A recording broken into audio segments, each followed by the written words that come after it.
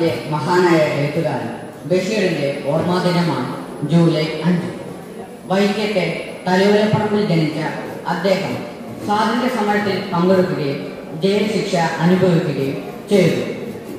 ഇന്ത്യയൊട്ടാകെ ചുറ്റി സഞ്ചരിച്ച അദ്ദേഹത്തിന് ജീവിതത്തിൽ പല വേഷങ്ങളും കെട്ടേണ്ടി വന്നു.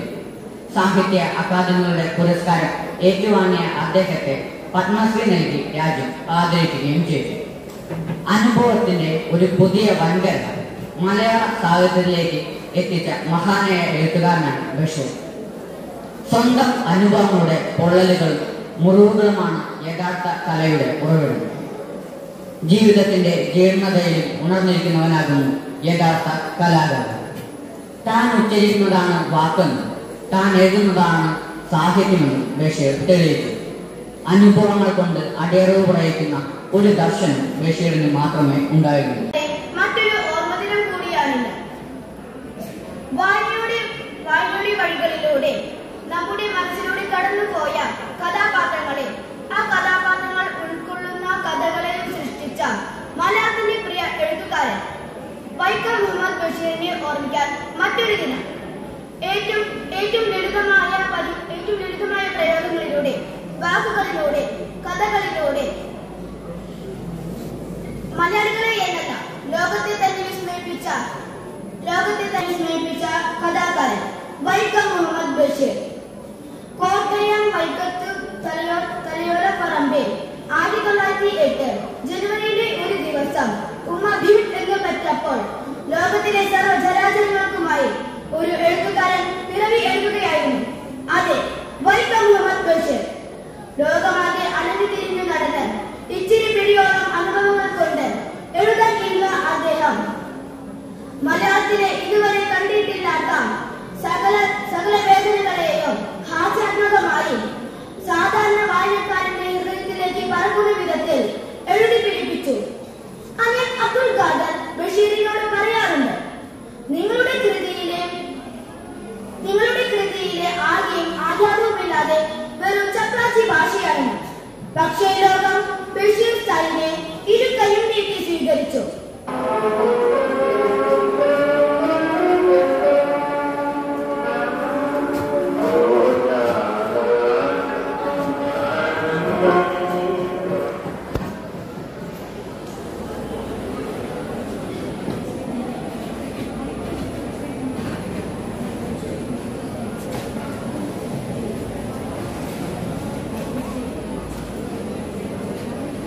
മനസ്സിനെന്തൊരു സന്തോഷപ്പോ.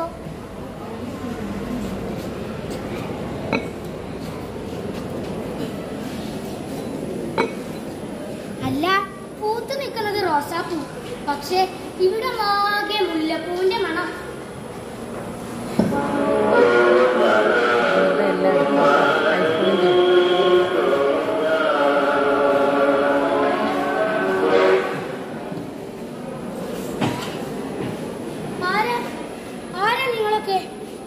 എന്റെ എഴുത്തിനെ ശല്യപ്പെടുത്തരുത്.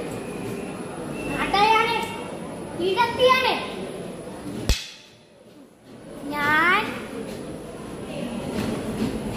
ഞാൻ രാമൻ നായർ, ആനവാരി രാമൻ നായർ എന്ന് വിളിക്കും.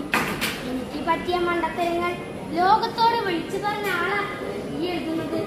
അല്ല, എനിക്ക് വല്ല ഈ കഥയിൽ എനിക്ക് വല്ല ഇതുണ്ടോ?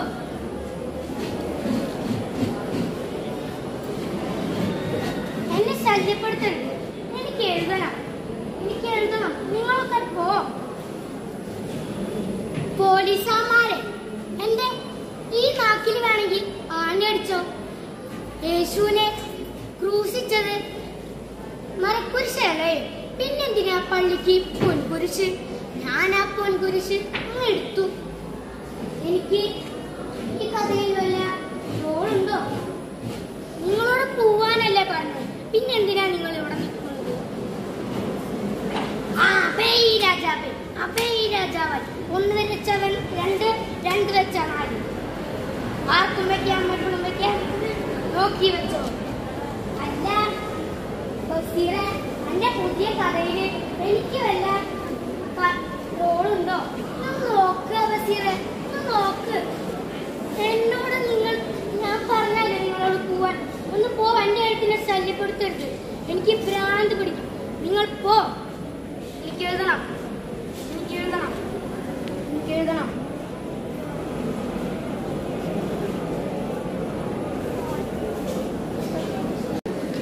വൈക്കം മുഹമ്മദ് ബഷീറിന്റെ ബാല്യകാല സഖി. മലയാളികളുടെ സ്വന്തം ബേപ്പൂർ സുൽത്താൻ എന്ന വൈക്കം മുഹമ്മദ് ബഷീറിന്റെ വളരെ പ്രസിദ്ധമായ ഒരു നോവലാണ് ബാല്യകാല സഖി. 1944 പുറത്തിറങ്ങിയ ബാല്യകാല സഖിയാണ് ബഷീറിന്റെ മലയാള സാഹിത്യത്തിൽ പ്രതിഷ്ഠ നൽകിയത്. അദ്ദേഹത്തിന്റെ കൃതികൾക്കിടയിൽ ഏറ്റവും പ്രശസ്തമായ ഈ നോവലാണ് മലയാള സാഹിത്യത്തിൽ മുസ്ലിം സാമൂഹ്യ ജീവിതം ആദ്യമായി അവതരിപ്പിക്കുന്നത്.